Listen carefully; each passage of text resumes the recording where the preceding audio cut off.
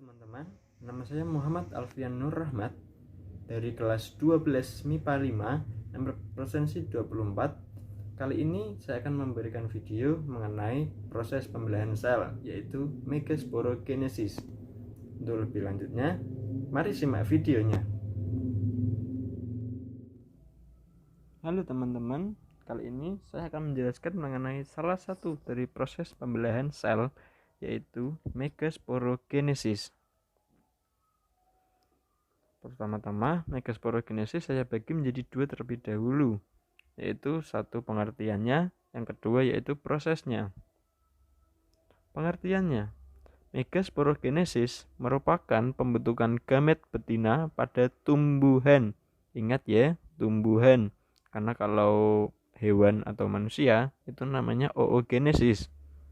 Megasporogenesis ini berlangsung di dalam ovarium atau bakal buah.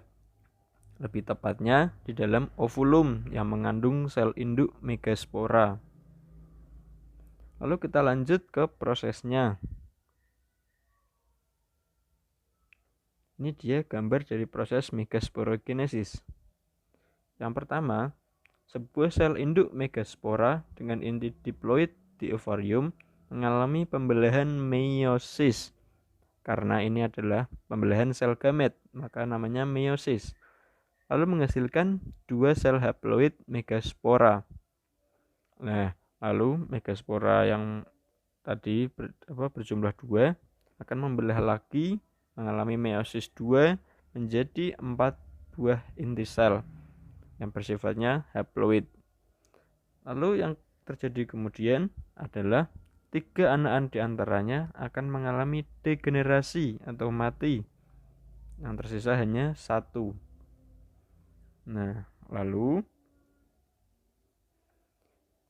inti sel yang tersisa 1 itu maka akan mengalami lagi 3 kali mitosis diikuti karyokinesis. Bagi yang belum tahu karyokinesis itu apa, karyokinesis adalah pembelahan inti sel tanpa disertai pembelahan membran plasma, yang artinya itu masih dalam tetap satu sel.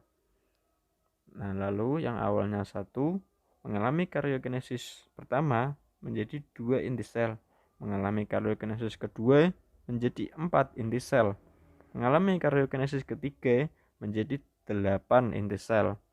Kalau inti selnya sudah berjumlah 8, maka itu disebut kandung lembaga muda. Lalu yang terjadi selanjutnya, inti-inti sel di dalam kandung lembaga muda itu akan bergerak menempati posisi-posisi tertentu. Nah, kalau inti-intinya sudah bergerak gitu, seperti gambar yang paling bawah, maka akan disebut kandung lembaga matang. Untuk lebih jelasnya, kita lihat di slide berikutnya.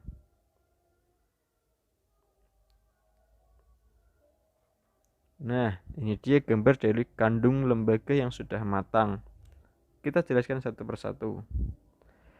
3 inti menuju mikrofil akan menjadi ovum, dan 2 sel di sebelahnya akan menjadi sel sinergit. Lalu ada 2 inti yang berada di tengah akan bergabung menjadi inti kandung lembaga sekunder atau biasa disingkat IKLS.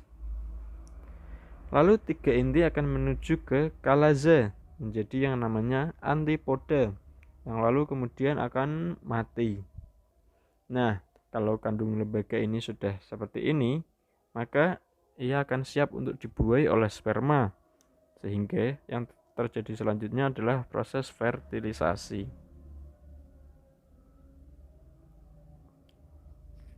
Ya, sekian dari saya. Terima kasih. Nah, itu dia teman-teman penjelasan dari saya mengenai proses megasporogenesis.